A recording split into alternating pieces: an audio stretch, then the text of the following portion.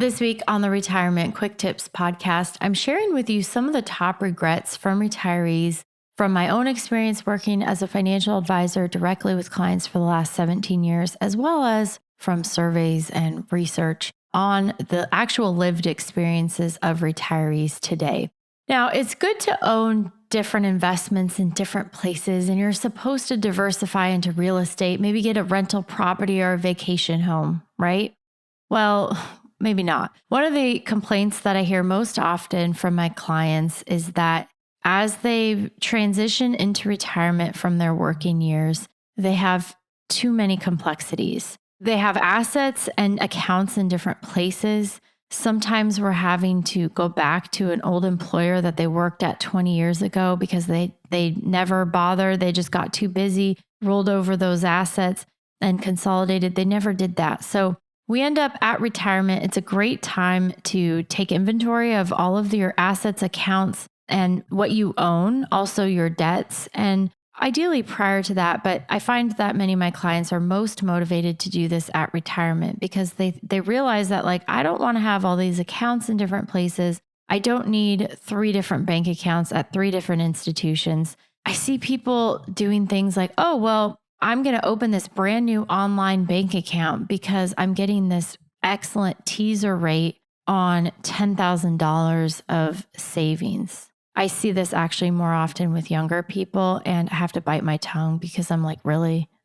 If you do the math, what is the difference in the 5% savings rate you're getting versus the 4% you would be getting if you just kept it in the bank on your $10,000 investment? But I find that we, based on our experiences and people we're around and our friends and just our community and who we interact with, we all have different ideas of what we're supposed to do with our money. I've also talked to people who over the years have accumulated real estate. And I'm not bashing real estate. It's fine. But you can't ignore the complexities that a rental property or a vacation home add to your life. In fact, a perennial discussion that my husband and I have is about buying a beach house. He would absolutely love to prioritize saving for and buying a beach house someday. And I have the same response every time. No, I'm not doing that. I will not do it. And I tried to convince him that, like, no, you don't actually want this. How many times a year are you going to go to the beach? Now, we live about an hour, hour and a half, maybe 2 hours away, depending on which beach we would go to. So it is a bit of a trek. Also, we have 4 young kids who are just getting into activities. So it's like, are we going to just be able to pick up on a given weekend and drive to the beach? No.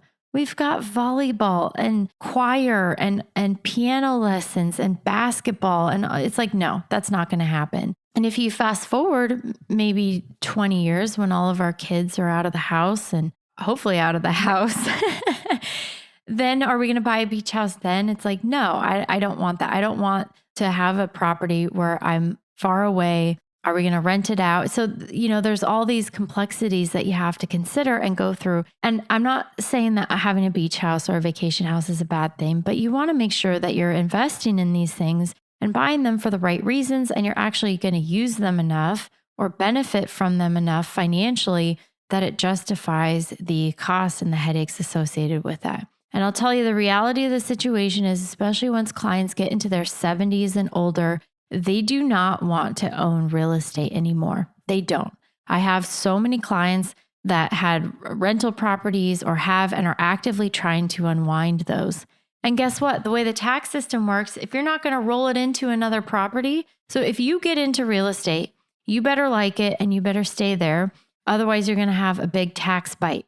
Now, I don't want to get into the nuances of this, but if you sell a real estate investment property and you don't roll it into another property, something, like kind, if you just take it and decide you want to deposit it and invest it or put it in the bank instead, sorry, that's going to cost you, usually, especially if you've owned it for a long time and you've had some appreciation, you're going to have a pretty big tax bill there. So you want to be careful and think through these things and the complexities and try to reduce those. Most of my clients tell me that it's so important. They want to simplify.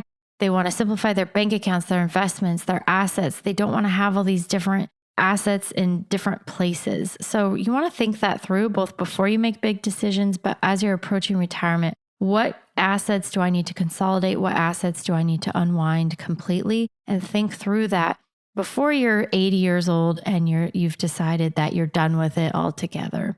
All right, that's it for today. Thank you so much for listening. My name is Ashley Michike, and this is the Retirement Quick Tips Podcast.